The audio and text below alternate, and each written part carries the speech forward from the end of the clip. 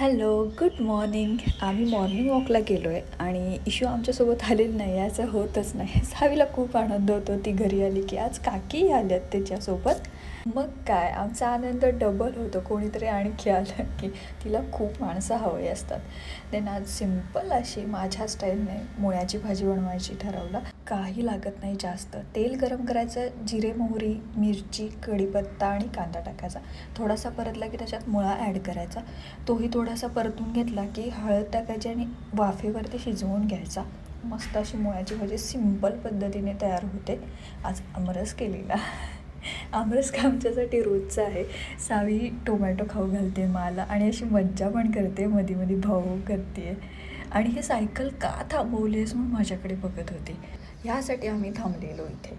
पण घाबरली नाही. एक पण मेंढी जवळून गेली तरी पण घाबरत नव्हती, त्याकडे बघत होती. आणि हे बघा, खंड्यासोबत पण खेळायचं आहे आम्हाला.